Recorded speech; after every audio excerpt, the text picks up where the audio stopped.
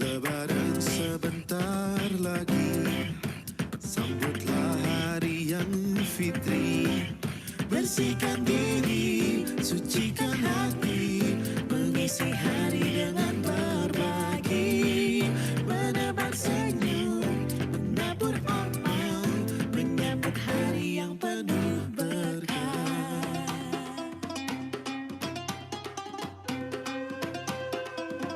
Baju baru, alhamdulillah, dipakai di hari raya.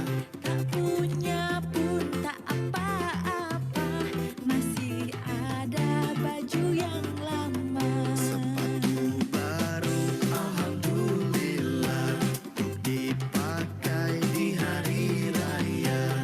Tak punya pun tak apa-apa, masih ada sepatu yang lama. Hari raya Idul Fitri bukan untuk berpesta-pesta, yang penting maafnya, lahir batinnya. Untuk apa berpesta-pesta kalau kalah kuasanya, malu kita kepada Tuhan yang Esa. Lebaran cuma tinggal sebentar lagi, jangan lupa iman lu harus dicuci. Berhentilah kalian mencaci maki, bulan baju berkah kinilah kembali. Baju baru, sepatu baru, pribadi jadi baru. Udah bukan waktunya ngomongin orang melu. Minal aizin wal faizin, maafkan lahir dan batin. Selamat para pemimpin, rakyatnya makmur terjamin. Selamat hari Lebaran, mari bersalam-salaman, saling bermaaf-maafan. Kita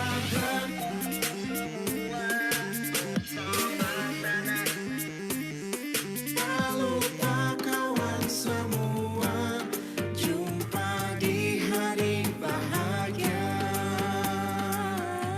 Baju baru sebentar lagi, dipakai di hari raya. Tak punya apa-apa, masih ada baju yang lama. Sepatu baru alhamdulillah, dipakai di hari raya. Tak punya pun tak apa-apa, masih ada sepatu yang lagi. Menebar senyum, menabur amal, menyambut hari yang penuh berkah.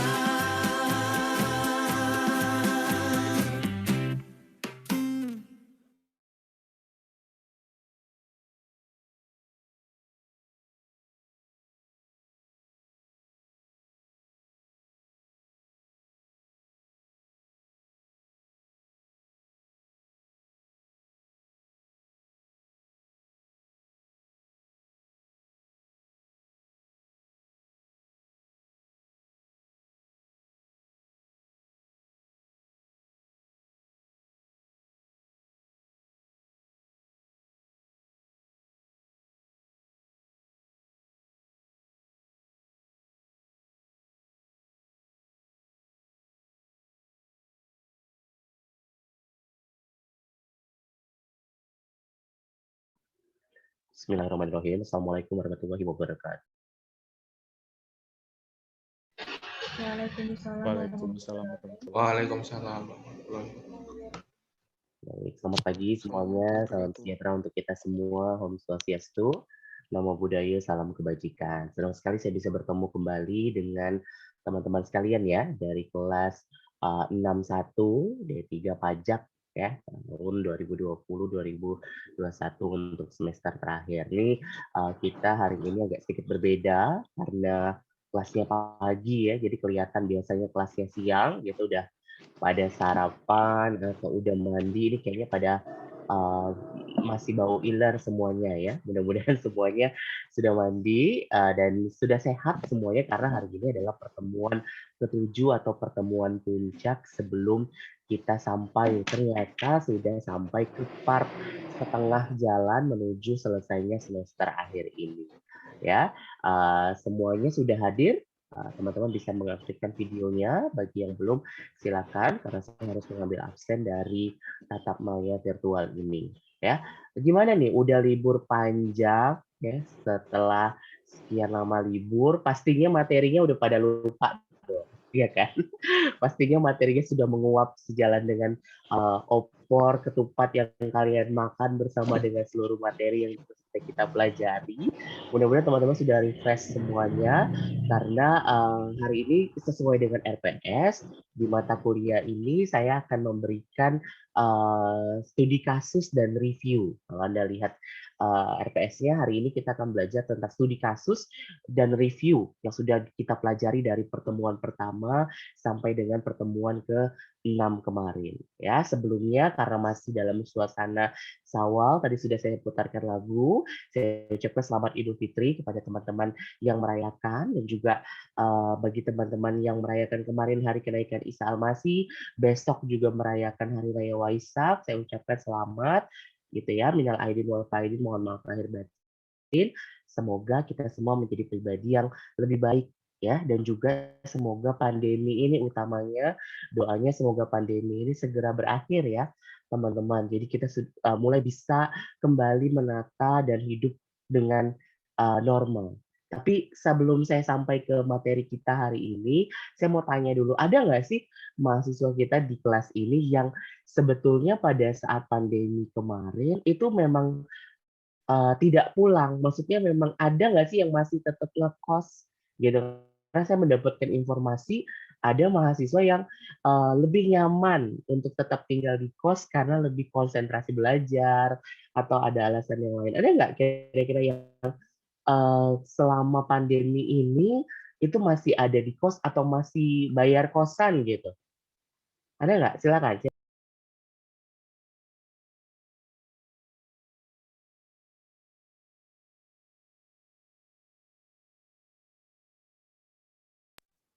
Nggak ada? Berarti semuanya di rumah gitu, teman-teman?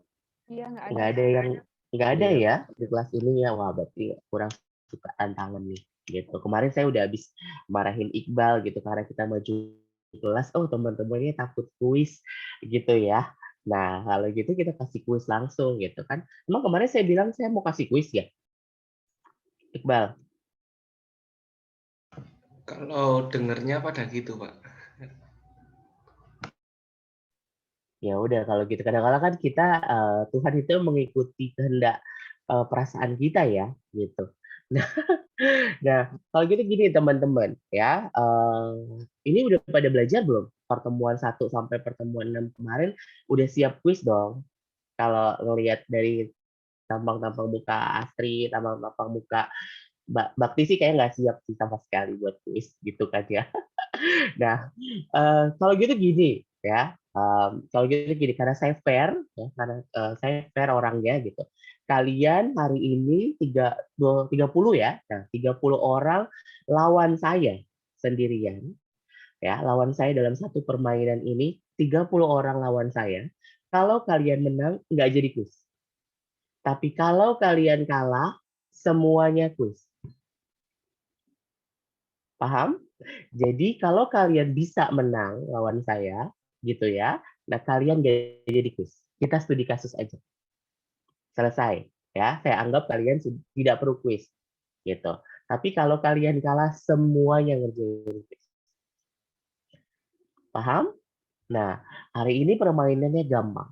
Kita belajar tentang organisasi dan tata kerja. Kemarin kita sudah belajar tentang manajemen perubahan, tentang organisasi. Kita bisa melihat juga nih beberapa contoh-contoh benchmark organisasi ya publik maupun private. Nah, saya hari ini akan ke private. Permainannya sangat gampang, yaitu adalah brand awareness.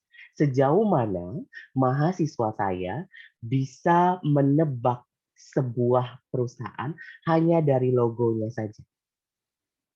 Jadi Kalian senorak apa sih atau segaul apa sih dalam mengetahui dunia private? Paham?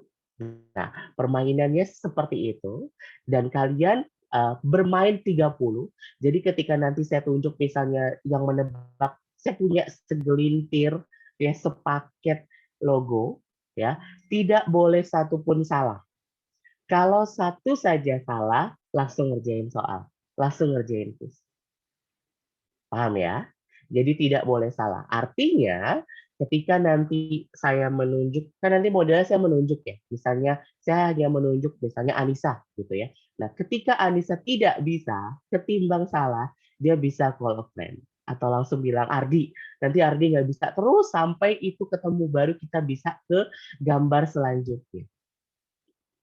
Paham nggak? Gampang kan? Sangat mudah gitu ya. Jadi aturan mainnya seperti itu terus. Kalau tidak boleh salah sama sekali. Kalau Anda salah, maka semuanya langsung mengerjakan quiz. Ya, gampang kan?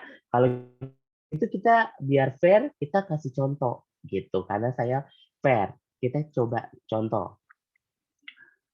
Nah, kita coba contoh ya.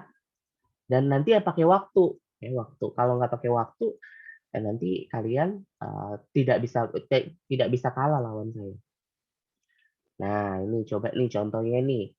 Memang saya buat kecil-kecil biar nggak bisa ditebak. Nah, ini contoh.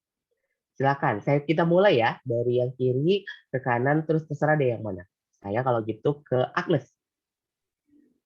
Nomor 1 McD, Pak. Ya, terus Nomor 2 tidak tahu. Nomor 3 Google. nomor dua kalau nggak tahu langsung ditukar dong sebenarnya. Oh iya, Gitu. CD. Nomor 2 CD. Nomor 2 Warner Bros, Pak. Ya, terus Nomor 3 Google. ya. Nomor 4 NASA. Mm-mm. Nomor 5 Microsoft. Iya. Nomor 6 Starbucks. Mm-mm. Nomor 7 lempar ke Eno, Pak. Eno, oke. Pak, maaf. Share screen-nya nggak kelihatan. Masa sih? Iya, Pak. Gimana saya harus lempar lagi, Pak? Sama sekali nggak kelihatan. Kok Agnes sama Sidi kelihatan? Jaringan saya Oh ya udah, lempar aja. Pokoknya nggak boleh salah. lempar ke Ardi.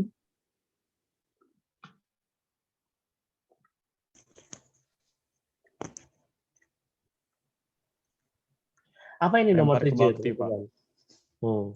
Ini apa ya?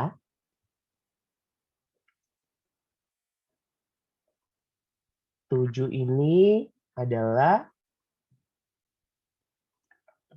apa?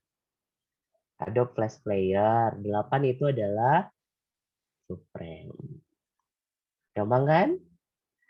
Kalau gitu kita mulai ya. Jadi yang kayak kasus yang kayak Eno tadi, berhati-hatilah. Karena bisa saja Anda akan menyebabkan kesalahan kelas Anda.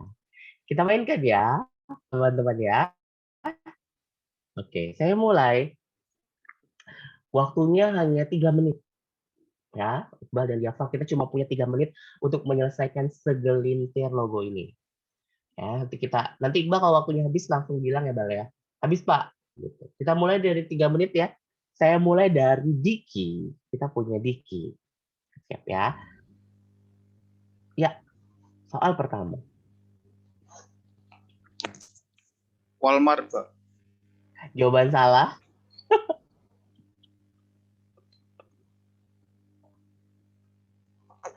Udah dong, ngerjain itu udah semuanya. Nomor 1 aja jawaban salah. Masih trial itu, Pak. Trial, Pak. Ulang, Pak. Maaf, Pak. Makanya Diki jangan kepedean. Kalau kamu nggak tahu, kamu Iya, Pak. lempar. Iya, Pak. Maaf, Pak. Jangan gitu, ulang ya. Oke, saya Iya, lagi baik Pak. nih. Ulang lagi 3 menit. Iqbal. Dias yang akan memulainya. Soal pertama masih soal yang tadi. Pokoknya sampai benar. Bang Mega, Pak. Benar. Aduh. Kok nggak bisa next nih?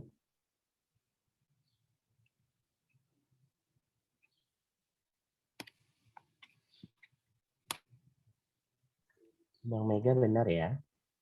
Oke, selanjutnya siapa? Ketika udah berhasil ganti ya, Bias. Oke, Pak. Ahmad. Apa? Ahmad Bukhari, Pak. Oke, Ahmad. Nggak bisa next. Bentar ya, teman-teman. Nora nih, mungkin.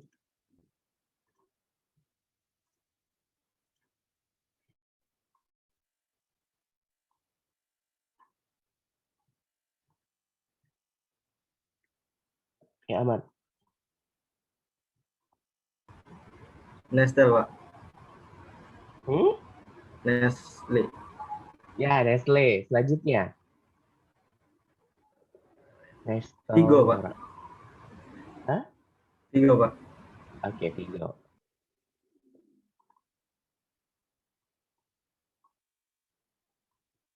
Unilever, Pak. Ya, next ya. Oke. Kalau masih bisa nggak apa-apa. Tigo. Udah kelihatan? Tigo. Toyota, Pak. Toyota, next. Pertamina, Pak. Pertamina, next. Next, kasih ke Yusril. Yusril. Allianz, Pak. Allianz, next. Batman.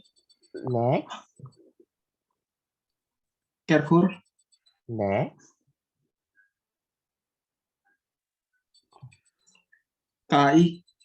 Next. PT KAI. Excel. Next. PLN. Ya, Shopee, Pak. ya. Nike.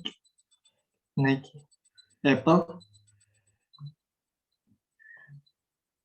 Lempar ke Kartika, Pak. Kartika. Ya, Kartika. Ayo waktunya terus berjalan, Iqbal. Itu hop-hop, Pak. Oh, benar. Gantian aja lah, Pak, lempar ke saya. Kamu nggak tahu ini. Ya. Oke, jadi saya. Ayo, jangan bawa waktu kelasmu. Kemenkyu, Pak. Kayak nggak dengar? Lempar ke orang lain aja, Pak, kalau misal mic saya bermasalah. Apa? Tadi kedengeran. Kemenkyu, Kemenkyu, benar. Instagram, Benar. Xiaomi, Benar. Jangan salah ya. Jangan sampai salah. Miniso, Pak. Miniso, benar. Twitter, Benar. lempar ke Vira, Pak. Vira. Oke, Vira. Ayo. Itu Mastercard, Mastercard, benar. Gojek, Gojek, benar. itu Jangan lempar salah. Oke, lempar ke Anissa. Adisa, oke. OVO, Pak. OVO, benar. Ada 4 langsung dijawab. Soalnya langsung 4. Pepsi, Starbucks, sama Shell. Benar. Good. Burger King, Burger King, benar. Tinder, Tinder, benar.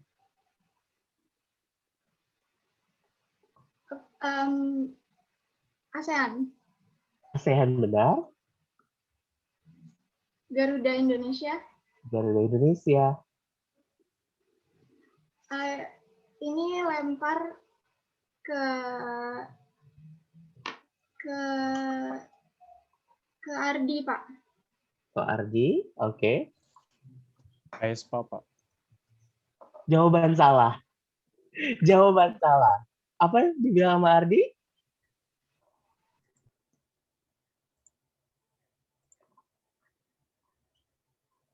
Tadi dia jawab Vespa ya? Aespa. Apa, Di?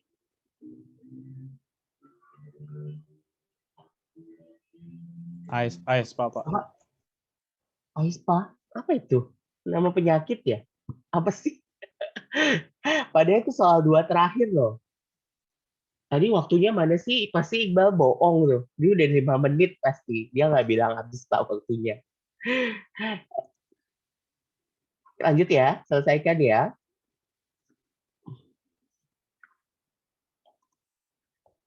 Firsta.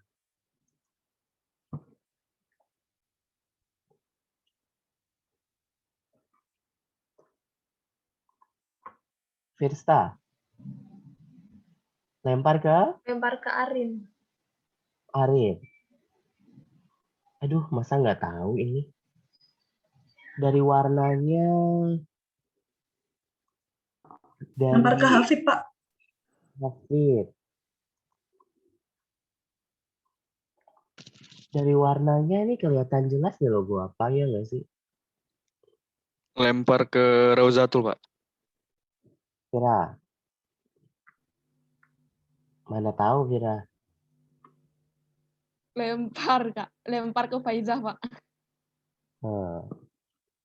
Blackpink, Pak.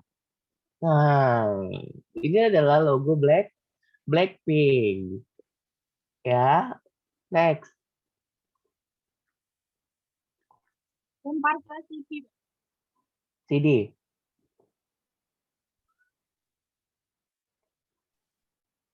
Lempar ke Hafid, Pak. Ya ampun, lempar. Hafid. Juventus, Pak. Nah, ini Juventus. Ya, udah selesai. Sebenarnya. Tepuk tangan dulu dong. Dengan kegagalan pas kita di Blackpink ini. Ya, masa nggak tahu logo Blackpink sih? Udah jelas-jelas itu ada black sama pink. Terus tadi Ardi nyebut nama penyakit ISPA atau apa, saya nggak ngerti. Saya nggak begitu dengar gitu ya. Jadi ngerjain tugas apa enggak nih dari hasil tadi kegiatannya? Ngerjain kuis atau enggak nih, teman-teman? Dari hasil tadi coba diadvokasi loh hasilnya. Kan jago-jago nih mahasiswa advokasinya. Silakan. Dengan hasil tadi kalian pantas ngerjain kuis atau enggak?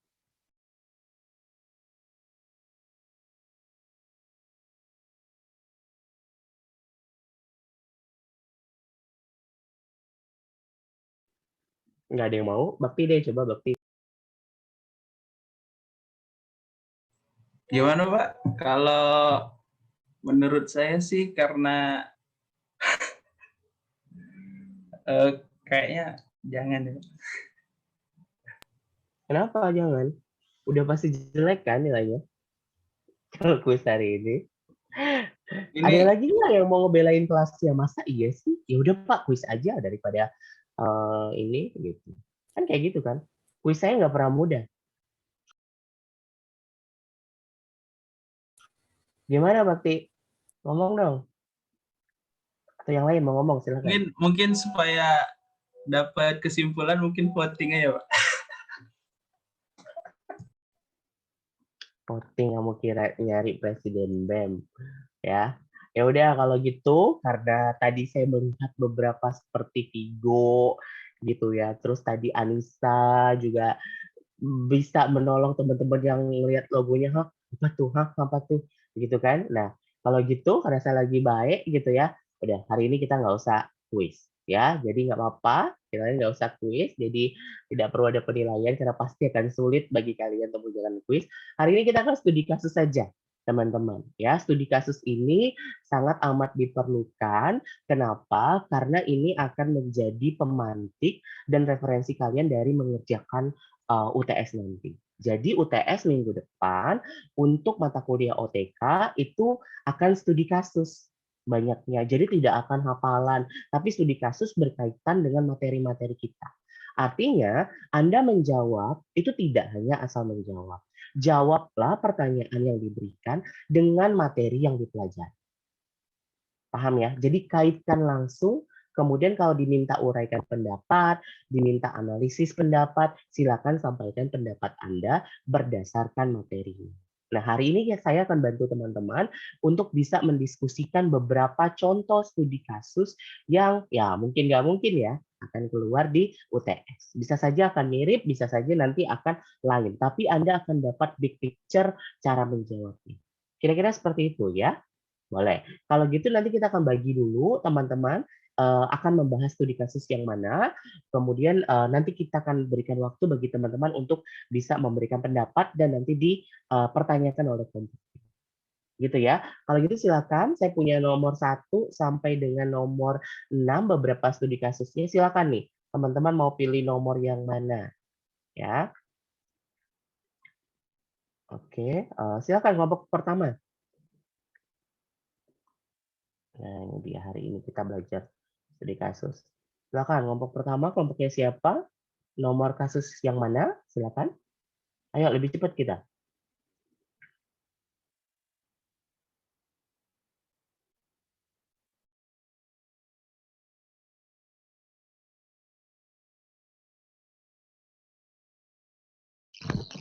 Maaf Pak, ini kelompoknya yang presentasi kemarin ya Pak? Iya, kelompok presentasi dong. Masa udah lupa sih? Kelompok yang mana lagi? Coba, ayo siapa saja deh kelompoknya siapa gitu.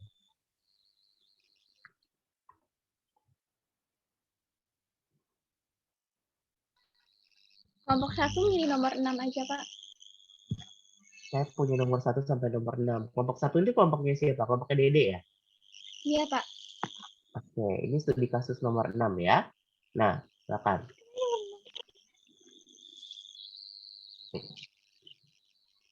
Ya, boleh di screenshot atau apa. Jabarkan ulasan saudara mengenai negatifnya kasus di atas jika ditinjau dari sudut organisasi publik tertutup yang sering ditemui pada coping organization. Ini kayaknya materi kedua. Kayak pas banget ya dengan materi kalian. Dan upaya penguatan budaya apa? Ini materi yang corporate culture. Apa saja yang perlu dilakukan?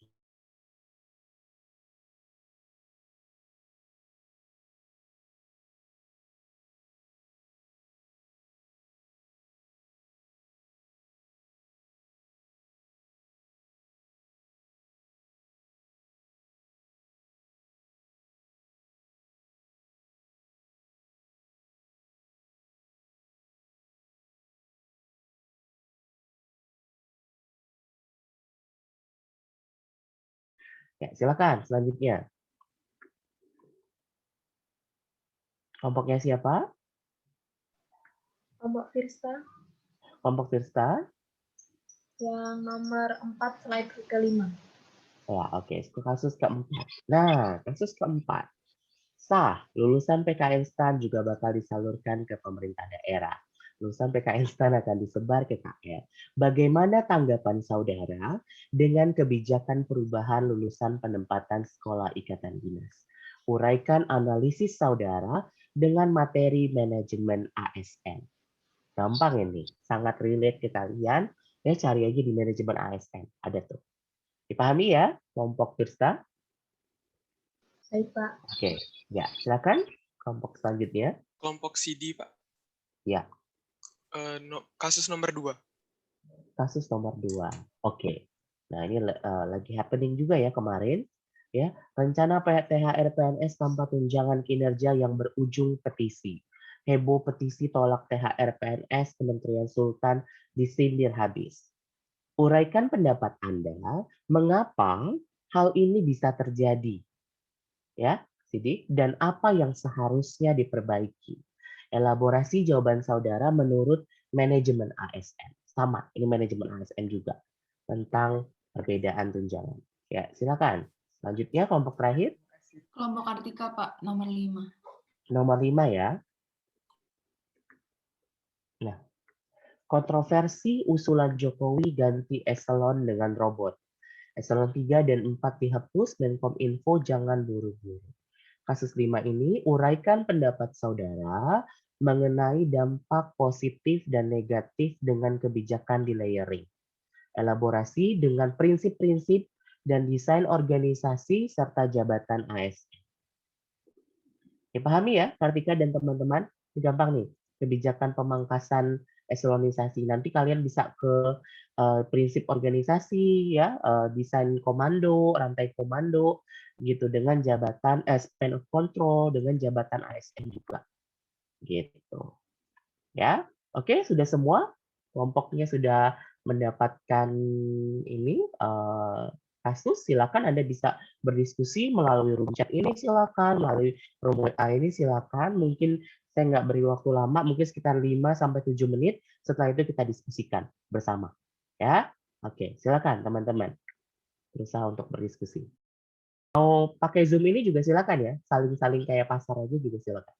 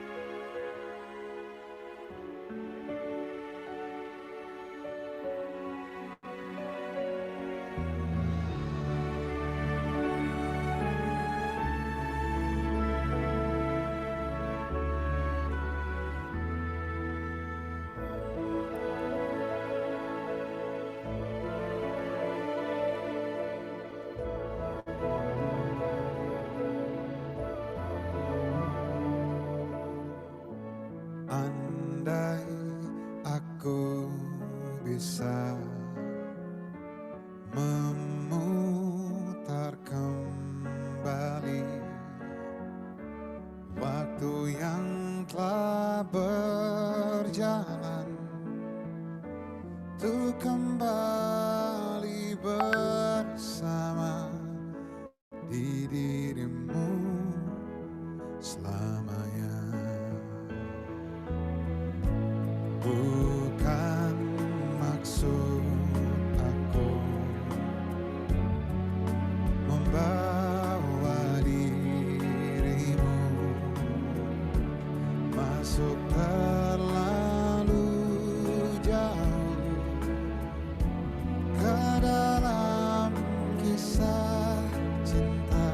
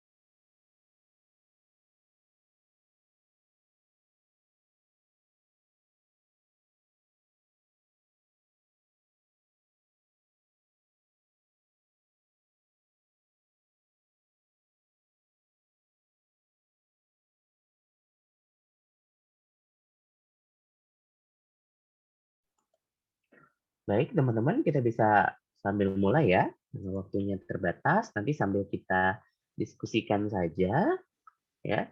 Silakan kita bahas satu persatu ya secara keseluruhan. Jadi nanti modelnya ketika kita mendengarkan paparan ataupun pendapat yang disampaikan kelompok penyaji ataupun yang membahas materi tersebut, nanti silakan kita diskusikan atau kita saling tanyakan agar bisa langsung kita tangani ya. Oke, baik, silakan teman-teman. Kita mulai dari yang pertama dulu ya. Kalau begitu tentang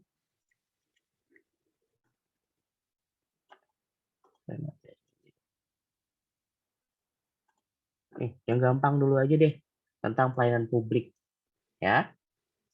Teman-teman, silakan. Kelompoknya Sidi ya, silakan berikan pandangannya. Kelompok bakti Pak tadi yang gitu.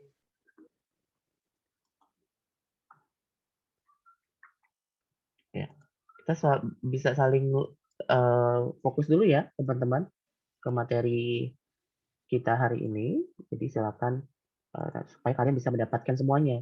Ya gitu. Jadi kerja kelompoknya sudah cukup saja nanti. Silakan. Bagaimana pandangan saudara tentang kualitas ini kelompoknya Bakti ya, tentang kualitas pelayanan publik di Indonesia saat pandemi ini? Jelaskan hal-hal apa yang sudah baik dan perlu diperbaiki, hubungan penjelasan dengan asas atau prinsip pelayanan publik dan dapat disertai dengan contoh. Silakan secara singkat dijawab.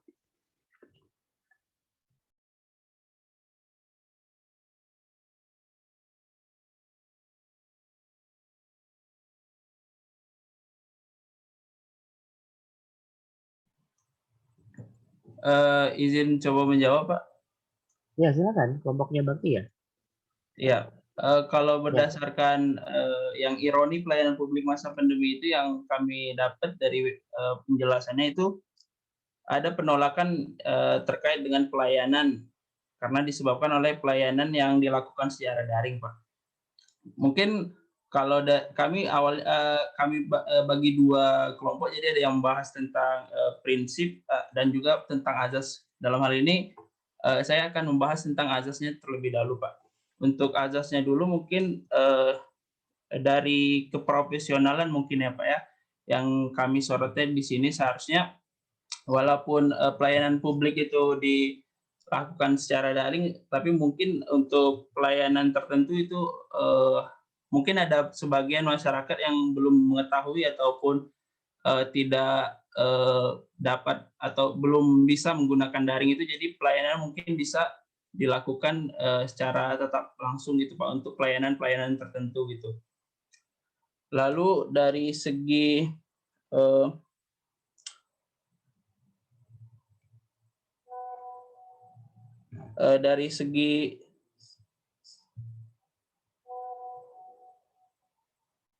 sebentar Pak.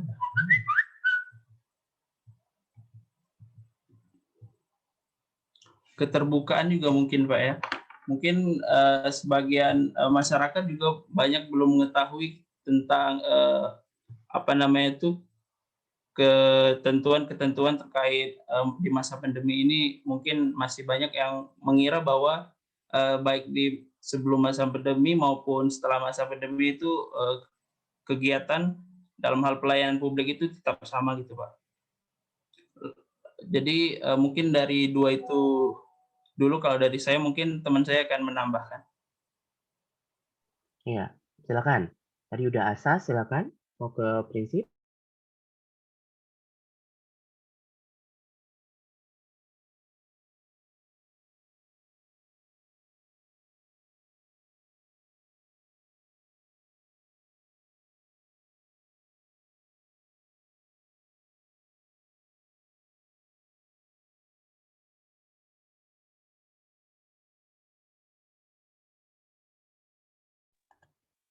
Ya, silakan, atau yang lain mau bahas apa tadi? Tadi kan ada pertanyaan tuh ya.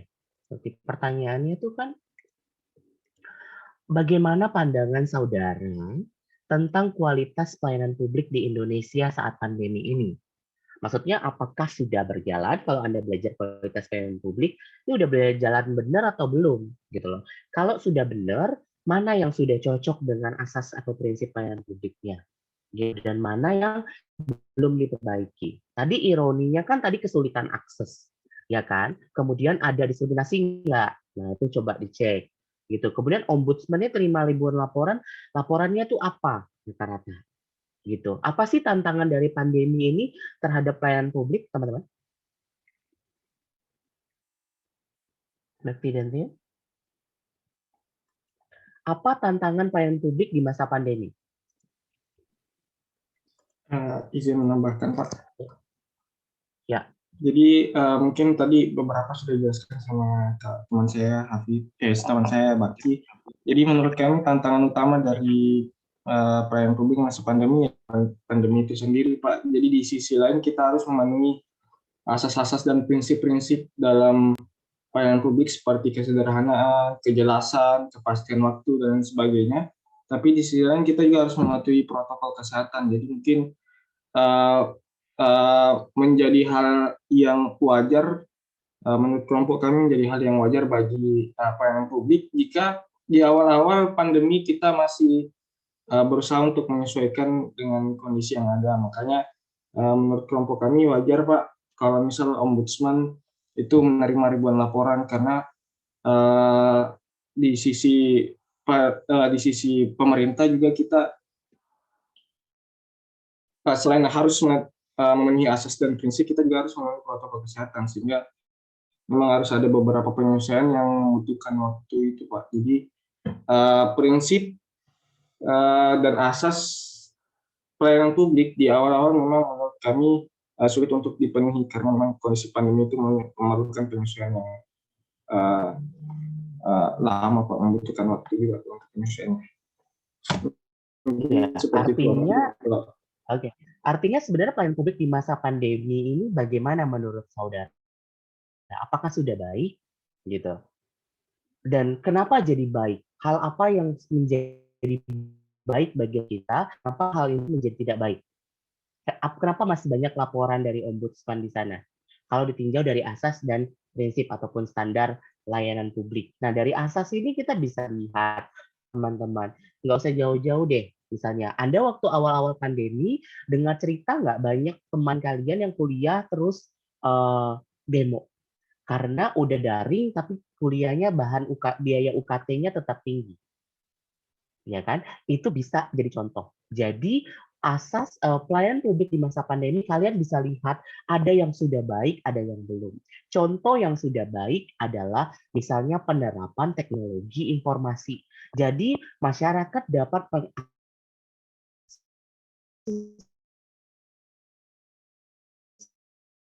layanan dari rumah karena masa pandemi ini banyak sekali, ya, bisa layanan raya. Jadi fasilitas teknologi informasi membuat masyarakat menjadi mudah. Itu adalah hal baiknya.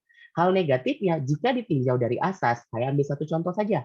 Anda bisa diskusikan. Tadi sudah keprofesionalan ya, Bakti bilang.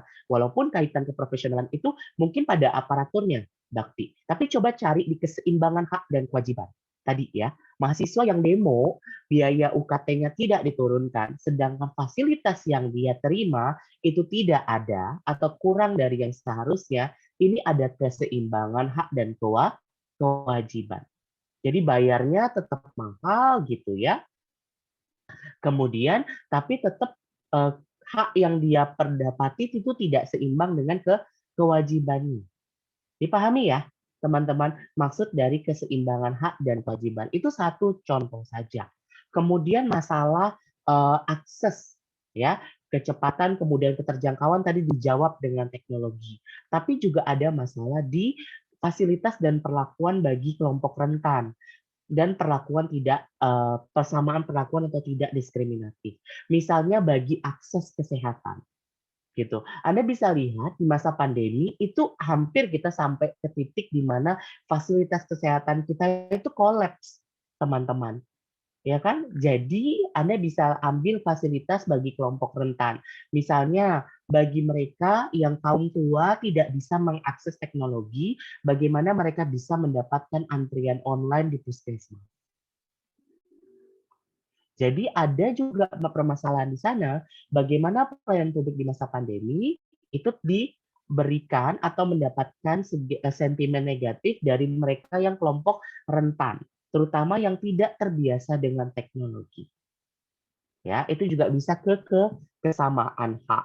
Nah, kalau dari sisi indikator pelayanan waktu, service level ya, misal tadi, kalau online jadi lebih lama apa lebih cepat? Nah, itu Anda bisa juga kaji tuh. Laporan Ombudsman itu bilang bahwa banyak mereka yang mengeluhkan ketika layanan pindah ke daring, itu kepastian hukumnya malah kurang. Jadi, ketepatan waktunya juga berkurang. Ya, itu bisa dilihat dari asas kepastian dan ketepatan. Kemudian dari prinsip dan standar pelayanan. Nah, ini juga banyak nih teman-teman bisa gali banyak di sana. Kayak tadi ya, penanganan pengaduan. Kok bisa Ombudsman dapat 1000 pengaduan, pengawasan internalnya di mana? Ya, kemudian jumlah pelaksana. Artinya ketika pelayanan publik itu didaringkan, penyelesaiannya itu harusnya orang yang ngerjain nggak berkurang. Mereka hanya bekerja dari rumah. Tapi apakah ada isu di sana bahwa ketika online yang ngerjain jadi dikit? Ya, jadi Anda bisa cek di sana tentang standar pelayanan atau prinsip pelayanan dan komponen dari jumlah pelaksana. Clear ya? Ada yang perlu ditambahkan tentang pelayanan publik? Gampang, tapi jawabnya langsung ke yang dituju tadi. Bagaimana pendapat saudara? Udah baik atau belum? Jawab saja menurut Anda sudah baik, misalnya. Karena ada banyak sekali terobosan yang dilakukan oleh pemerintahan di dalam layanan publik. Tetapi yang perlu diperbaiki, Anda lihat asas tadi. Lihat Ombudsman banyak laporan, lihat statistik. Jadi bisa menjawab secara direct. Cukup? Oke, kalau gitu. Ya, selanjutnya silakan. Kita mungkin ke ini nih. Nah, kapal selam. Kapal selam karam, ketimbangan anggaran disorot. Ya, kucuran anggaran terbesar, Kementerian Pertahanan disorot karena pencegahan korupsi rendah. Silakan. Tadi. Jabarkan ulasan saudara mengenai negatifnya kasus di atas jika ditinjau dari sudut organisasi publik tertutup, ya, yang sering ditemui pada coping organization dan upaya penguatan budaya apa saja yang perlu dilakukan. Ini juga gampang. Silakan. Hai. Jawab Pak, kalau dari menurut kelompok kami, ini adalah akan timbul ketidakpercayaan gitu dari masyarakat terhadap coping organization yang mana memang coping organization ini kan sistem kerjanya tertutup, bersifat rahasia gitu Pak. Karena memang untuk melindungi instansi dan negara itu sendiri. Namun dengan adanya kasus terkait anggaran yang akan semakin menyebabkan ketidakpercayaan masyarakat ini akan membuat masyarakat menuntut untuk dibukanya anggaran, untuk dibukanya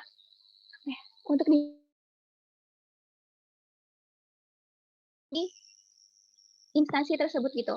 Terus kalau saya baca di beritanya itu ada pertentangan dari Menteri Pertahanan Lia Mizard bahwa dia tuh mempersoalkan hasil audit dari BPK itu Pak. Kalau dia bilang itu jika memang hukumnya boleh maka silakan dibuka, tapi jika tidak boleh maka ya jangan dibuka gitu. Tapi kan dengan adanya kasus ini pasti akan menuntut masyarakat untuk meminta pertanggungjawaban atas anggaran tersebut. Seperti itu Pak. Untuk yang lain mungkin ada tambahan? Ya, silakan. Coba digali lagi. Itu menterinya sekarang udah Prabowo, Dede. Ini baca berita kapan tuh? Ya, ini gampang-gampang susah makanya. Silakan. Kan ada kan organisasi publik dulu aja kemarin kita pelajarin apa sih organisasi publik tentang coping organization, salah satu bagian. Kalau belajar organisasi publik itu kan ada yang observable output-nya dengan outcome-nya. Nah, itu silakan dikaji dulu gitu loh. Apa negatifnya dari coping organization ini, kemudian penguatan budaya apa yang perlu dilakukan di sana. Gitu loh. Silakan ditambahkan.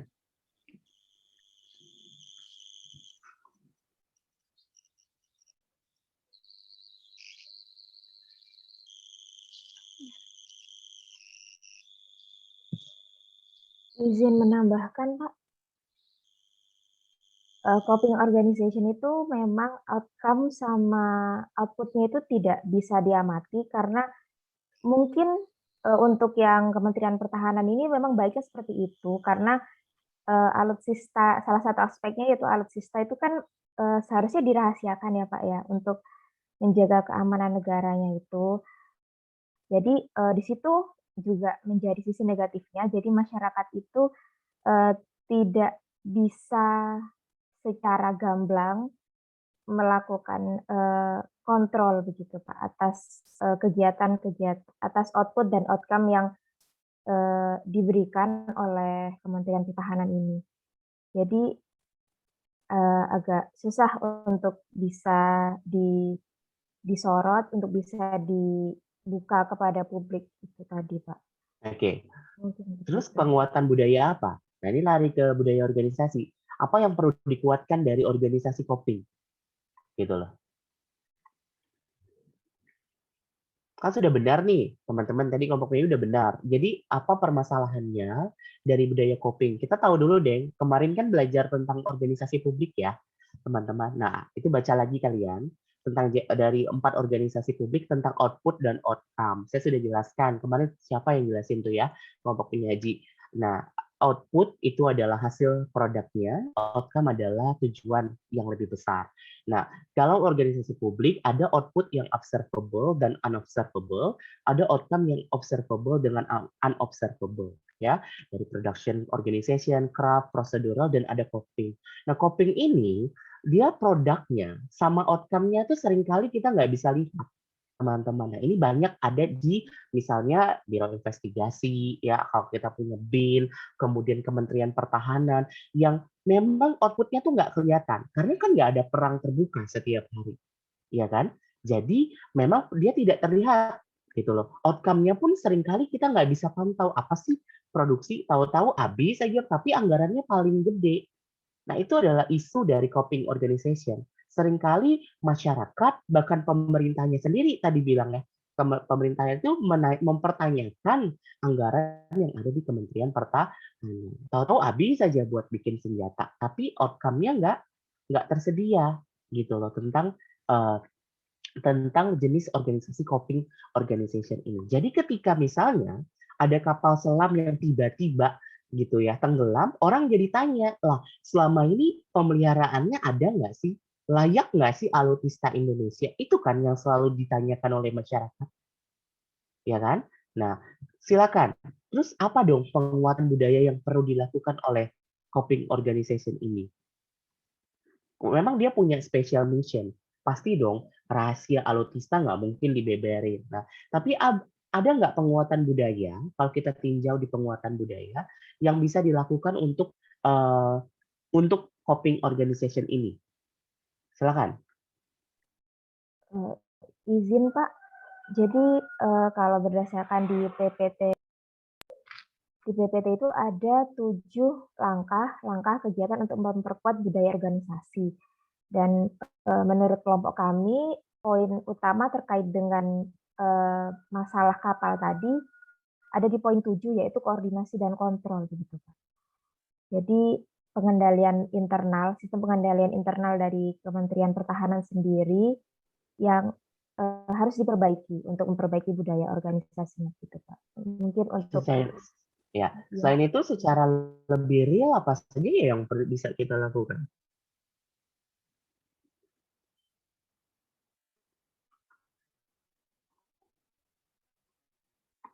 Apa sih masalahnya di Kementerian Pertahanan tuh, teman-teman? Di coping organization itu mereka apa masalahnya? TNI. Kerahasiaan. Satu, kerahasiaan. Kerahasiaan itu kita bisa ganti katanya dengan tertutup. Jadi butuh penguatan budaya organisasi yang paling utama, udah pasti penguatan, ya kan? Yang pertama adalah akuntabilitas dan transparansi. Meskipun dia organisasi yang bekerjanya secara tertutup, tetapi ya masalah penyerapan anggaran, masalah realisasi, masalah produktivitas seharusnya tetap akuntabel, tetap transparan.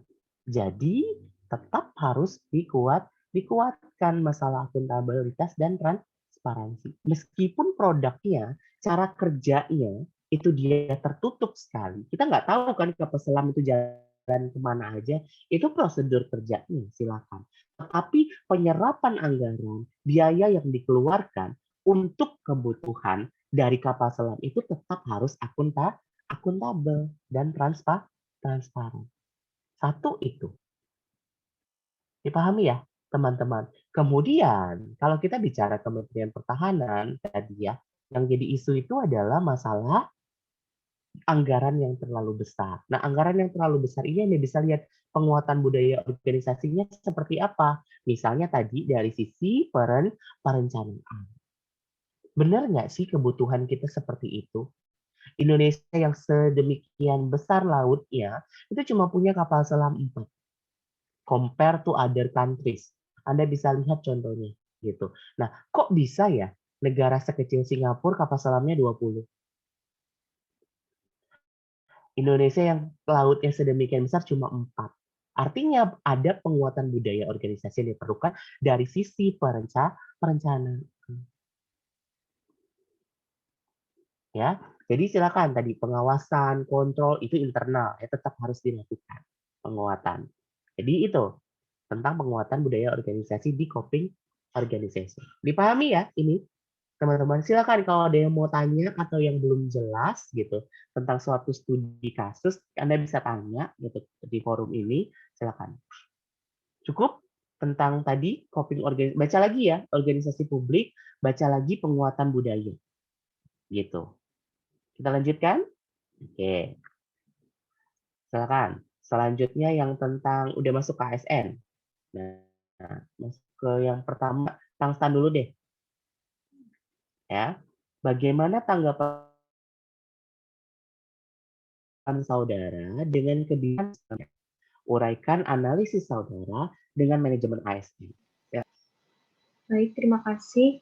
Jadi di sini kami kelompok Firsta ya sudah menyimpulkan terkait dengan anggapan mengenai perubahan lulusan penempatan sekolah ikatan dinas yang semula PKN STAN itu ditempatkan di Kementerian Keuangan sebelumnya, namun sekarang berdasarkan dengan keputusan dan peraturan terkait lulusan PKN STAN nanti akan disalurkan juga ke pemerintah daerah dan kementerian yang lain.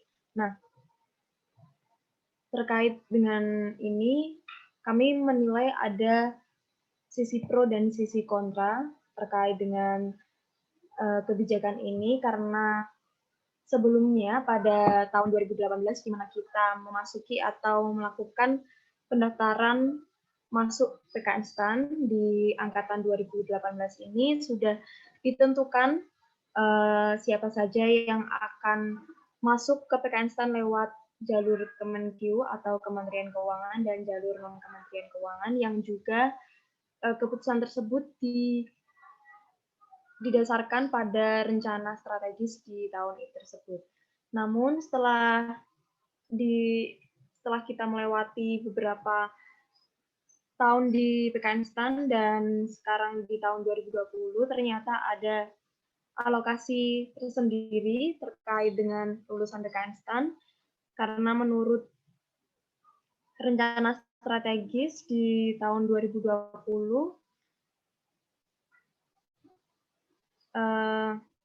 proyeksi kebutuhan SDM Kementerian Keuangan tahun 2020 sampai 2024 ini mengalami perampingan dan di tahun 2021 kebutuhan berdasarkan proyeksi ABK ini sebesar 84.308 ASN dan sedangkan untuk PKN STAN sendiri itu akan ditempatkan di Kementerian Keuangan sebanyak 1.000. To the point aja, Firsa. Langsung aja itu. Ya.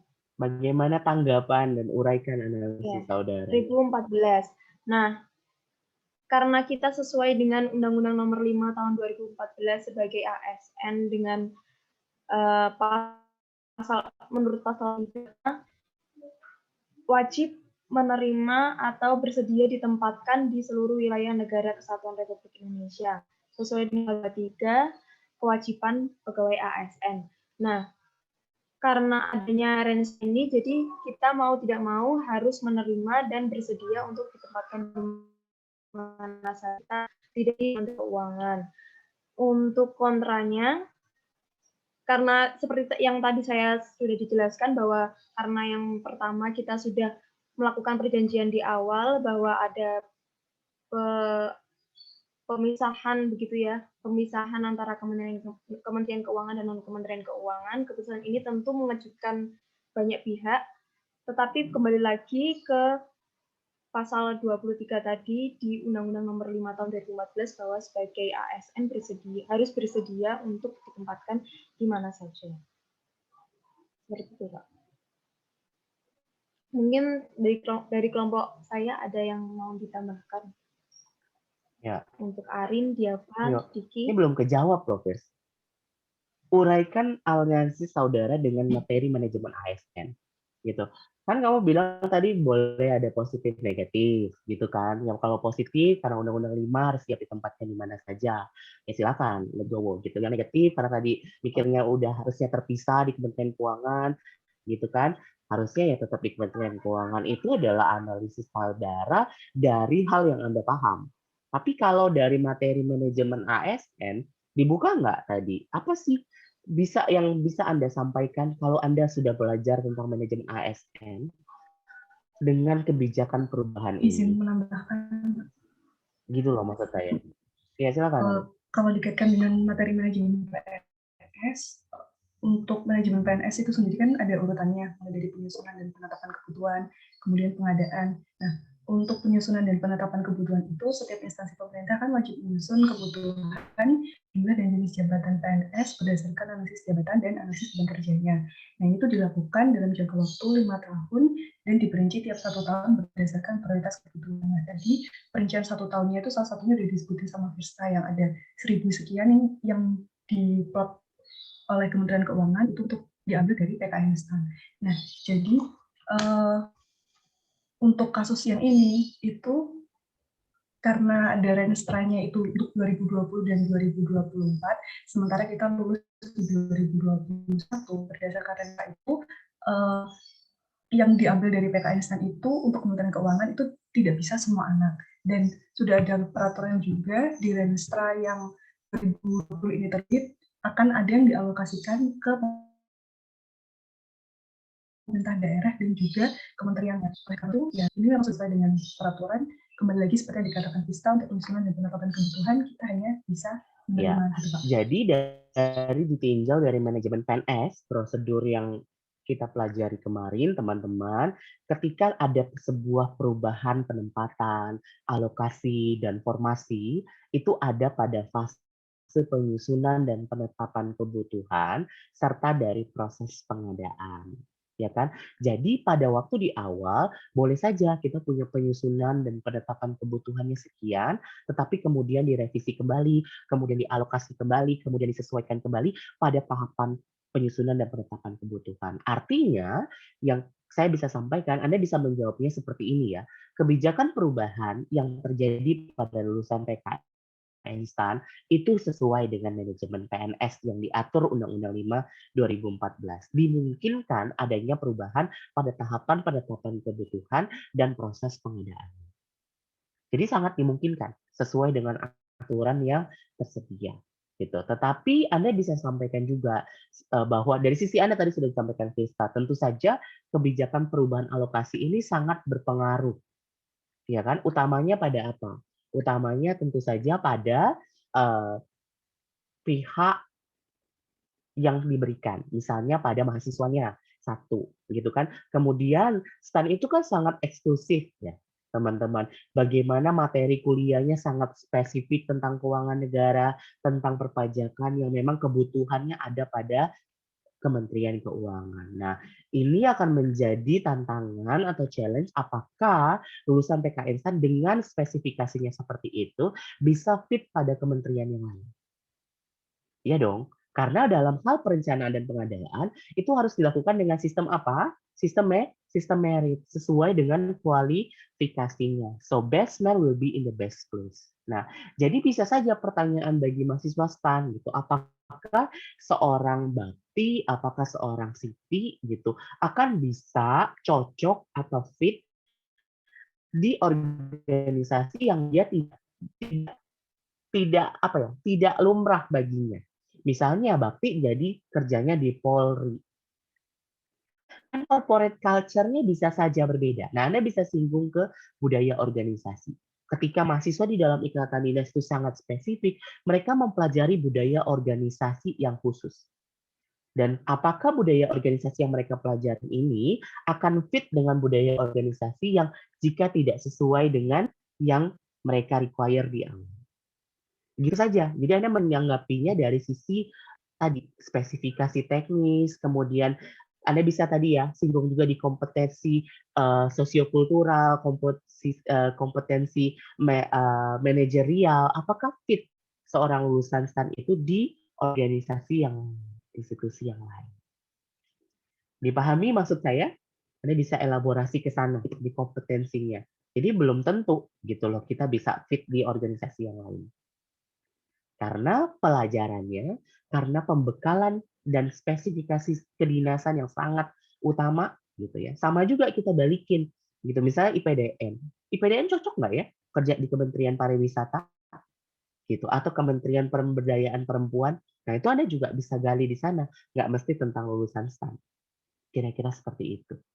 Gitu. Tapi kalau tadi ditinjau apa yang disampaikan Firsta dan juga Astri dan juga kelompok penyaji, itu dari sisi manajemen ASN sangat dimungkinkan sesuai dengan proses tadi. Perencanaan, penetapan kebutuhan, dan pengadaan. Kira-kira seperti itu. Cukup? Ada yang mau ditanyakan? Itu jadi OTK jawabnya kayak gitu, teman-teman. Ya? Oke, lanjut. Sekarang masih manajemen ASN, ya. Coba yang tentang ini, delayering, pemangkasan rantai, pemangkasan pejabat di PNS. Silakan. Uraikan pendapat saudara mengenai dampak positif dan negatif dari kebijakan delayering, elaborasi dengan prinsip dan desain organisasi dan jabatan ASN. Silakan. Kalau menurut saya sih positifnya birokrasinya jadi lebih sederhana. Lalu human error atau penyimpangan yang kayak kemungkinan untuk korupsi atau tidak sesuai dengan job desk-nya, kayak misal pegawai itu waktunya istirahat tapi dia istirahat duluan. Yang seperti itu jadi semakin kecil karena kan kalau robot itu diciptakan sesuai dengan codingnya ya Pak, misalnya disuruh apa, nanti robotnya kayak gitu. Nah, terus negatifnya itu, karena itu juga robot, jadi buat kolaborasi sama inovasinya lebih susah. Nah, terus karena di sini ada penghapusan eselon, nanti bisa jadi buat penganggurannya itu juga meningkat, karena lowongan kerjanya jadi menurun. Nah, terus karena ini basisnya ke IT, itu kayaknya Indonesia masih belum siap kalau dibandingin dengan negara-negara lain yang seperti Jepang, terus negara barat lainnya. Terus di situ mungkin ada maintenance cost-nya yang perlu diperhatiin. Kalau positif negatifnya itu, Pak. Terus kalau masalah soal prinsipnya itu, yang kayak saya dia itu didesain memang buat mempekerjakan sesuatu yang disuruh sama programmernya. Jadi spesialisasi kerjanya itu jadi semakin tinggi, terus departementalisasinya juga, dan pekerjaannya itu jadi lebih efektif dan efisien. Tapi di bagian rantai komando sama rentang kendali itu jadi berubah. Jadi rantai komandonya jadi lebih rendah, jadi makin kecil, terus rentang kendalinya juga semakin sempit.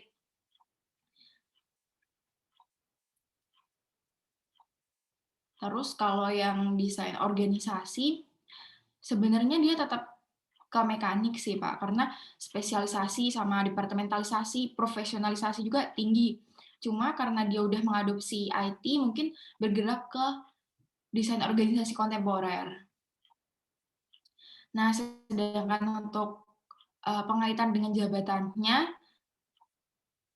itu diperlukan mungkin perubahan aturan, Pak, terkait jabatan sama manajemen ASN, karena manajemen ASN-nya berbeda dengan manajemen kalau sumber dayanya itu manusia. Kalau dari saya seperti itu, Pak. Atau mungkin bisa ditambahin sama anggota kelompok atau Pak Reza.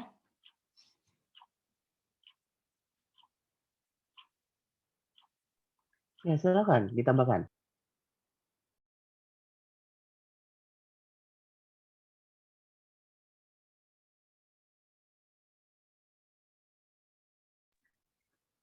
Kelompoknya Kartika, silakan. Ada lagi yang mau disampaikan? Ya kan nanyanya dampak positif sama negatif ya. Tadi kalau positif kan tadi sudah jelaskan bahwa apa sih permasalahan utama dari birokrasi ataupun rantai komando and span of control yang terlalu banyak. Kita udah pelajari itu di pertemuan pertama kalau nggak salah. Ya, apa sih ininya kendalanya teman-teman? Yang rentang kendali span of control yang terlalu panjang. Apa masalahnya, Kartika?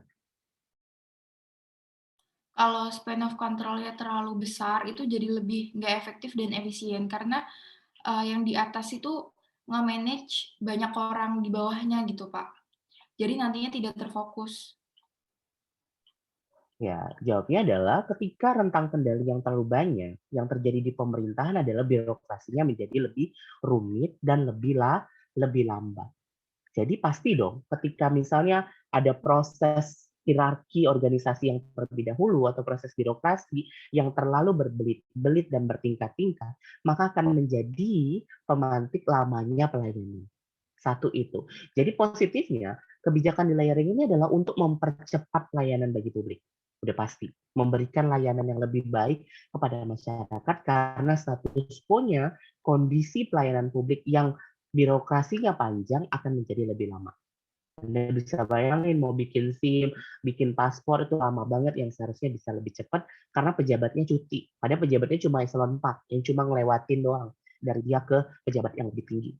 Nah, itu bisa Anda tangkap ya, dampak positifnya. Dampak negatifnya apa? Ketika satu ya kan, kadang-kala ya satu Anda bisa lihat ya kalau bisa dari proses birokrasi atau hierarki organisasi di dalam sebuah institusi pelayanan itu tetap mutlak diperlukan dalam rangka pengawasan.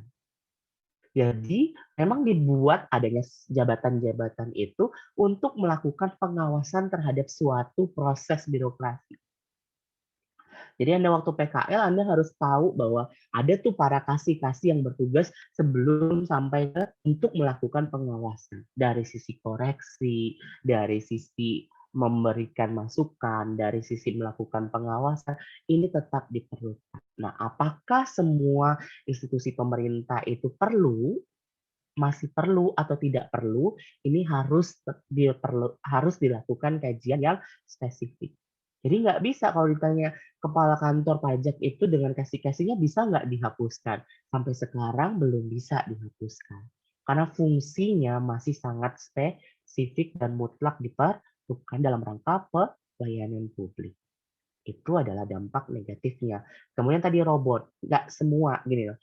How to treat people ini balik ke teknologi. Teknologi itu sangat diperlukan untuk membantu ya teman-teman. Tapi ada kondisi di mana Anda bisa melihat ada hal yang nggak bisa dilakukan oleh robot. Ada hal yang nggak bisa dilakukan oleh layanan online. Salah satunya adalah engagement manusia. Gitu loh. Bagaimana seseorang yang mengadu ke pemerintahan, itu dia akan lebih nyaman ketika dia berhadapan dengan manusia lainnya. Jadi ada aspek sosiologis yang tidak dapat dipenuhi dengan teknologi informasi. Paham ya? Itu satu contoh-contoh itu.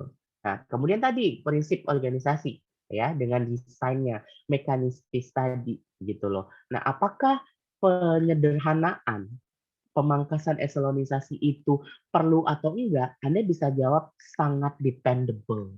Dari apa? Dari ini. Baca lagi slide-nya. Jadi kerumitan tugas, spesifikasi, karakteristik, ini sangat dipengaruhi.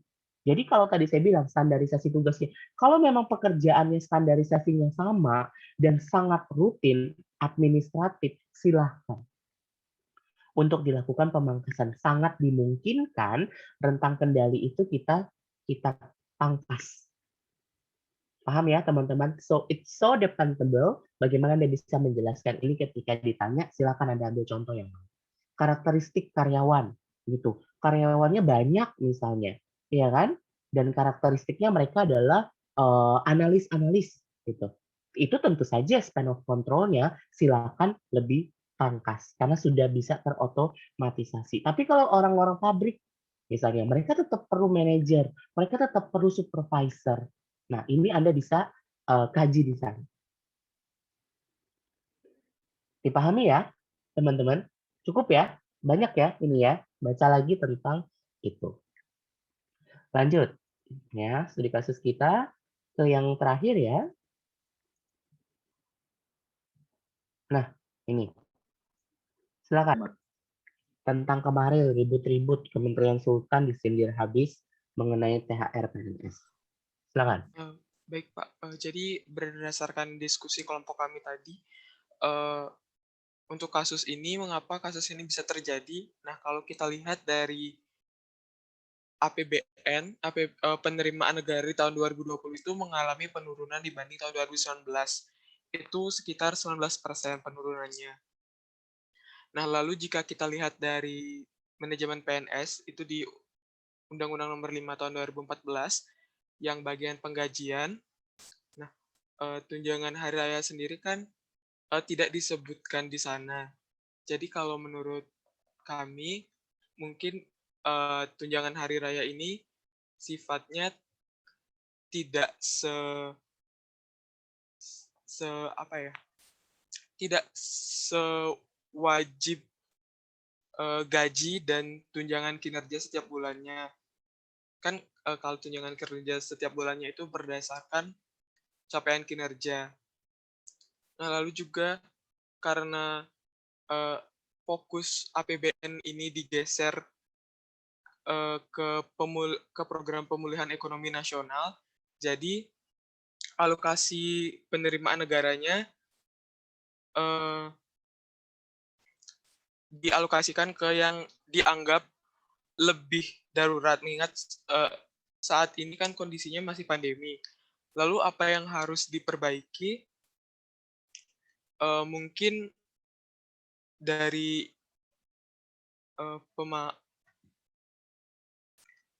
dari pribadi ASN-nya sendiri mungkin perlu pengertiannya juga ya Pak, bahwa saat ini kondisinya sedang pandemi dan banyak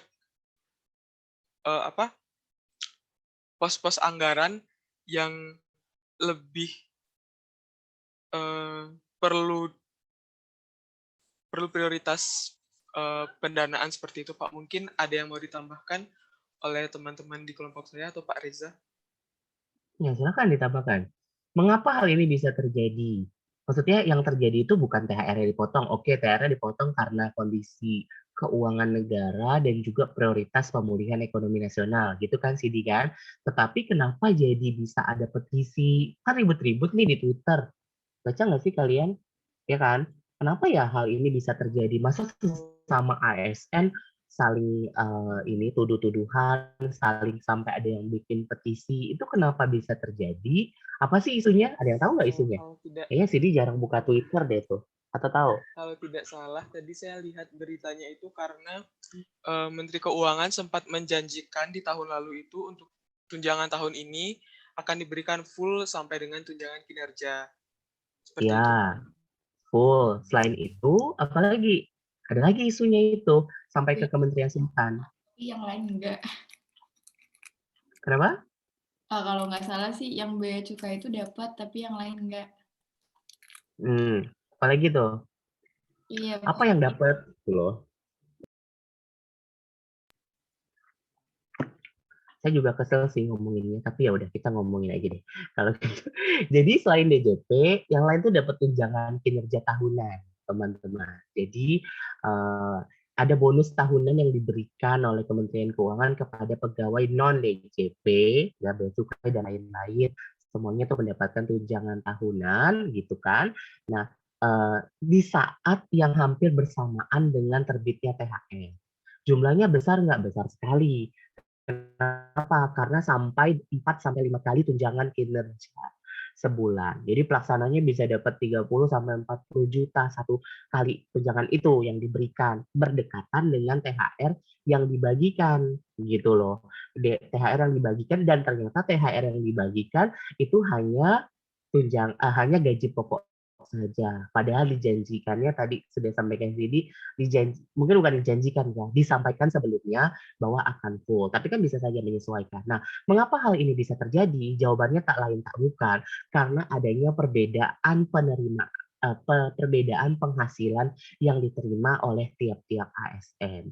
Perbedaan ini tidak hanya ada pada tiap kementerian, tetapi juga di dalam internal kementerian. Jadi tadi kasusnya DJP tuh nggak dapet, kok non DJP dapat, sampai ada petisi tadi ya, Kementerian Sultan disindir gitu, kemudian DJP versus non DJP itu juga lagi rame kemarin itu gitu. Nah, jadi pokok masalahnya mengapa hal ini bisa terjadi karena adanya perbedaan penerimaan penghasilan oleh tiap ASN.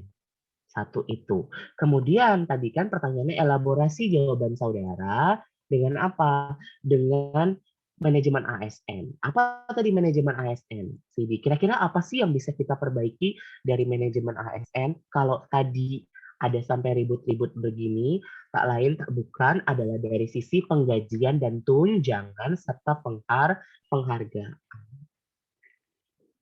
Gitu loh. Jadi seharusnya maksudnya adalah manajemen PNS ini bisa mengatur penggajian dan tunjangan yang bisa saja Anda sampaikan harusnya sama supaya tidak terjadi lagi hal-hal seperti ini, atau apakah ada penilaian kinerja yang lebih pas dalam hal pemberian THR seperti itu ya kira-kira gitu. Kalian setuju nggak sih, misalnya saya tanya ke Sidi, kalian Sidi setuju nggak sih kalau misalnya gaji PNS itu sama semuanya? Kalau sama banget semua, enggak sih Pak, karena beban kerjanya berbeda-beda. Beban kerjanya berbeda-beda begitu. Tapi kalau kamu misalnya ditempatkannya di Pemda yang nggak ada kerjaannya di kelurahan di Maumere sana gitu misalnya, kan nggak ada kerjanya, beban kerjanya rendah gitu. Kamu terima nggak gajinya sedikit? Kalau secara pendapat pribadi ya Pak, mungkin kalau sedikit sampai di bawah UMR nggak terima, tapi karena itu penempatannya juga di Maumere,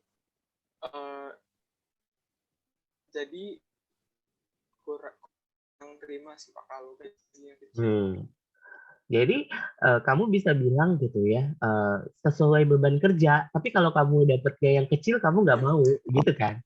Jadi ini yang menjadi isu gitu loh. Jadi cara jawab fairnya adalah ya manajemen PNS itu masalah penggajian ini memang jadi isu lama ya gitu. Ada di sisi lain kita bisa menyerang soal beban kerja gitu ya, saya tanyakan beban kerja, kemudian strategisnya, vitalitas dari institusi itu, kenapa kementerian ada istilah kementerian sultan segala macam gitu kan, compare to other supporting unit, supporting organization. Nah, dinamika ini memang masih terus dipandang gitu ya. Ya, kita kan bisa kerja di kelurahan, tapi saya bisa bilang dong kalau beban kerja saya lebih berat loh dari mereka yang kerjanya di KPP, tapi di bagian arsip misalnya ya, bisa aja dia bisa bilang kayak gitu. Kerja saya lebih berat, Pak, karena saya di kelurahan ngurusin 1.000 orang masyarakat. Setiap hari harus open. Puskesmas kelurahan itu tiap hari buka loh, teman-teman. Gitu loh. Tapi penghasilan mereka sangat jauh timpang dengan pegawai di kementerian lain misalnya. Nggak usah jauh-jauh lah, Kementerian Keuangan aja di dalamnya itu masih terjadi irisan-irisan seperti tadi itu. Gitu. Nah, Anda bisa kaji di sana. Silakan pendapat Anda di sana. Jadi pendapatnya Sidi tadi dia bilang dia nggak terima, bisa saja bagi Agnes tuh dia terima aja. Nah, itu Anda silakan kaji saja. Cukup ya soal itu tadi. Yang penting Anda tahu manajemen ASN itu ada soal penggajian dan disiplin dan penghargaan. Ya, bisa juga Anda sampaikan bahwa penghargaan itu nggak mesti tentang uang. Nah, bisa saja, silakan gitu ya. Nggak apa-apa deh Pak, kerja gajinya nggak se-Kemenkyu, tapi saya di rumah. Ada trade-off-nya silakan aja. Tapi ada nggak dari sisi manajemen ASN ada nggak penghargaan? Ada nggak pola mutasi atau pola pengembangan karir? Karena Anda pasti sudah tahu lah ya, pasti baca itu loh. Oh di kementerian ini nih pengembangan karirnya bagus, misalnya kesempatan sekolahnya tinggi atau apa segala macam. Silakan disinggung-singgung di sana. Gitu aja. Cukup ya.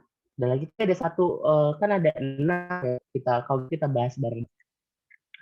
Nah ini pemerintah berencana mengirim 25% ASN work from Bali. Pengamat work from Bali seperti membiayai ASN piknik. Nah, bagaimana pendapat saudara mengenai kebijakan ini? Setujukah saudara? Elaborasi jawabannya dari sudut manajemen perubahan dan manajemen resiko. Nah, ayo, kira-kira pendapat teman-teman, setuju atau enggak? Siapa yang setuju PNS work from Bali? Silakan raise hand.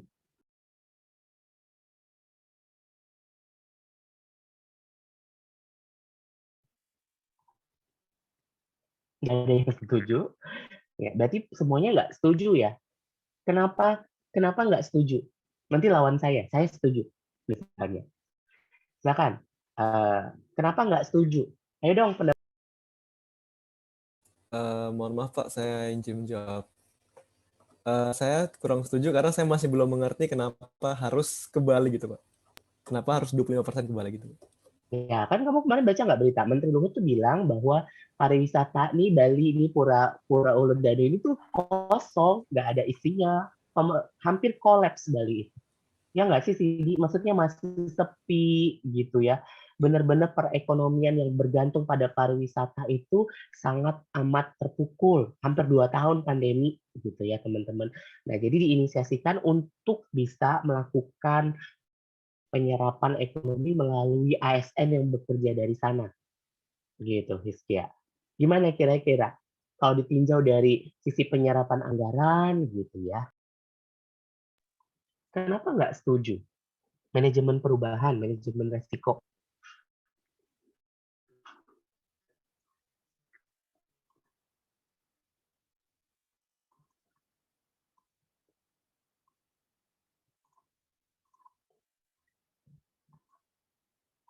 Silakan, teman-teman.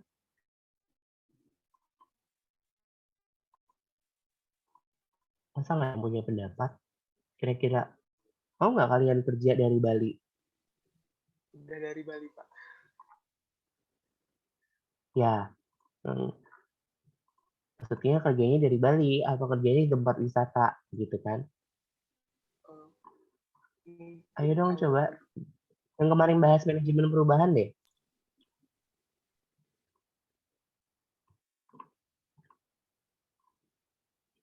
Apa area perubahan dalam organisasi?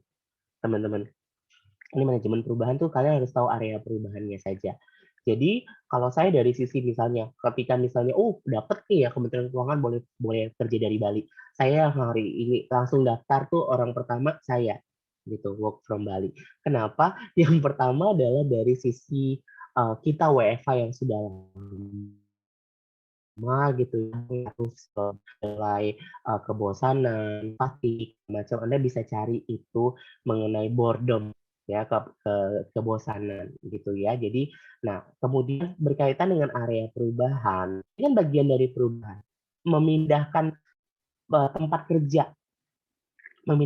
kerja pegawai ASN dari Jakarta misalnya ke Bali itu masuk dalam area perubahan yaitu di people dan strategi. Nah Jadi dalam area perubahan itu ada strateginya, bagaimana bisa mencapai goal-nya. Jadi goal organisasi pemerintah saat ini itu nggak hanya tentang core bisnisnya, tapi bagaimana bisa support ekonomi yang sedang terdampak.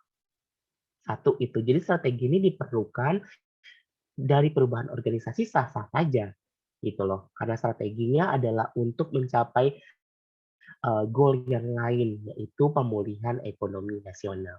Dari sisi people, perubahan di dalam people itu sangat diperlukan di dalam organisasi. Contohnya misalnya adalah behavior dan attitude. Ya, kebosanan tadi, kelelahan bekerja dari rumah tadi bisa diperbaiki dengan adanya perubahan dari sisi tempat bekerja di orang tersebut, baik individual maupun grup. Ya, perubahan juga ada pada structure-nya. Ini berkaitan dengan di layering tadi dan juga teknologi berkaitan dengan pelayanan publik. Jadi 4 area perubahan ini Anda bisa sampaikan. Kira-kira seperti itu. Jadi kalau ditanya dari sisi area perubahan sangat memungkinkan work from Bali dari sisi strategi dan dari sisi people. Tapi perlu dikaji tadi apakah strateginya tadi dan mengubah kebiasaan masyarakat tadi, people tadi yang kita boroskan tadi, ya pengamat bilang itu seperti membiayai piknik gitu. Di sisi lain kebutuhan negara masih banyak di hal yang lain, misalnya dari sisi kesehatan dan juga UMKM, tapi kenapa mesti memprioritaskan untuk ASN? Ya, paham ya maksud saya ya, gambaran-gambaran seperti itu. Itu kira-kira. Cukup teman-teman? Ya, itu saja studi kasus. Nanti saya akan kirim juga bahan ini ke LMS kita. Silakan Anda bisa melihat kembali ataupun rekaman Zoom ini bisa dilihat untuk bisa membantu Anda menjawab. Ya, nanti UTS-nya akan kira-kira seperti itu. Studi kasusnya akan seperti itu. Jadi Anda harus bisa menjawabnya directly to the point. Saya tuh suka orang yang directly to the point, tapi dia kena gitu loh. Meskipun nanti Anda ngalur-ngalur gitu ya, tiba-tiba ngomong manajemen perubahan, tapi Anda straight to the point gitu. Saya lebih prefer itu ketimbang Anda tidak menjawab secara spesifik, tidak menjawab direct. Gitu. Kalau ditanya pendapat Anda ya jawab pendapat Anda. Ketika elaborasi dengan manajemen atau bagian salah satu submateri, jawab langsung ke submateri itu. Gitu. Itu lebih baik dari yang akan saya berikan. Kira-kira seperti itu, teman-teman. Ada pertanyaan sampai sini? Izin bertanya, Pak. Jadi Ya, nanti silakan. kalau menjawab itu kita sampaikan dasarnya dulu atau misalkan ditanya pendapat gitu, Pak. Jadi kita sampaikan pendapat kita dulu, lalu kita jelaskan alasan berdasarkan teori-teori yang kita pahami gitu, Pak. Kalau elaborasi itu gimana, Pak? Dasarnya itu diletakkan di mana? Jadi gini, kalau kamu mau menjawab pertanyaan itu pasti ada pertanyaan. Dia kan pasti ada studi kasus ceritanya dulu nih. Kayak tadi kan, Anda tahu ada kasus STAN tadi kan yang nggak ditempatkan di Kementerian Keuangan gitu.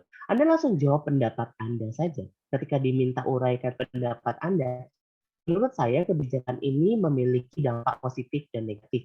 Tetapi ditinjau dari sisi manajemen ASN sangat dimungkinkan.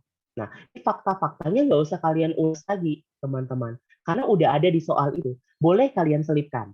Misalnya, memang perencanaan kebutuhannya seperti ini, gitu, dan itu sesuai dengan mekanisme manajemen ASN.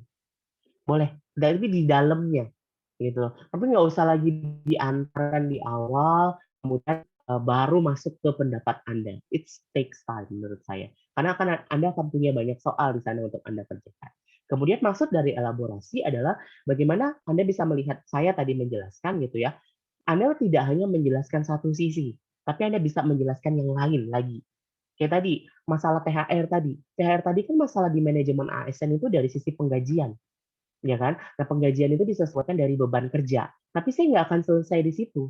Saya akan bilang bahwa dari sisi penghargaan, pemberian penghargaan bagi PNS itu tidak hanya berdasarkan tunjangan kinerja. Saya akan bilang itu bekerja dari rumah atau bekerja dekat, bekerja dengan dengan balance work life balance yang lebih tinggi, itu juga adalah bagian dari penghargaan. gitu. Kesempatan promosi, kesempatan karir yang lebih tinggi itu juga bagian dari salah satu keuntungan yang perlu dipertimbangkan. Jadi dalam menghitung, menurut hemat saya, dalam menghitung penggajian atau penghargaan kinerja bagi ASN itu perlu dilihat sisi-sisi yang lain. Saya akan jawab seperti itu. Itu akan sangat terelaborasi. Jadi kalian menjawabnya tuh inklusif, gitu. Tapi sesuai yang ditanyain. Kan dari manajemen ASN, jangan kalian ngalor tiba-tiba kemana gitu. Kayak tadi, delayering. Delayering itu kan pasti punya positif. Langsung saja pangkas, ya kan, efektivitas ke pelayanan publik. Clear itu. Pelayanan publik lebih cepat, Pak. Itu dari sisi prinsip, standar, semuanya akan lebih baik dengan adanya pemangkasan. Satu itu. Negatifnya, Anda bisa singgung tadi, ya, ke sisi span rantai kendali, gitu ya, span of control. Bagaimana ini sangat dependable. Nggak semua institusi pemerintah itu sama, Pak, karakteristik pekerjaannya. Jadi gitu cara mengelaborasi. Mempoin-poinkan, kemudian dia bisa menjabarkannya. Singkat-singkat aja. Dipahami ya? Terima Seno kasih, dan Pak. teman-teman? Jelas ya? Gitu. Kalau begitu, saya ucapkan selamat. Teman-teman sudah selesai di 7 pertemuan ini. Silakan melanjutkan di UTS minggu depan. Saya doakan semoga semuanya berjalan dengan lancar dan pastikan Anda fokus ya. Mengerjakan cuma 4 mata kuliah pasti bisa lah. Saya doakan semoga bisa beres. Gitu saja pertemuan hari ini. Selamat UTS gitu. Dan saya nggak tahu nih, mungkin gitu. Habis UTS mungkin saya akan geser ke kelas yang lain. Kalian mungkin akan ganti dosen atau enggak, nanti coba kita lihat. Tapi kalaupun Anda akan berganti dosen, itu tetap semangat ya, gitu. Walaupun misalnya nanti akan dapat dosen yang lain, gitu kira-kira. Saya akhiri ya, teman-teman semuanya. Selamat menempuh UTS-nya, semoga hasilnya baik dan kita bisa bertemu di kesempatan-kesempatan berikutnya. Ya, saya akhiri semuanya. Assalamualaikum warahmatullahi wabarakatuh. Selamat pagi semuanya ya. Waalaikumsalam. Pagi, Pak. Terima kasih, Pak. Terima kasih, Pak. Terima kasih, Pak.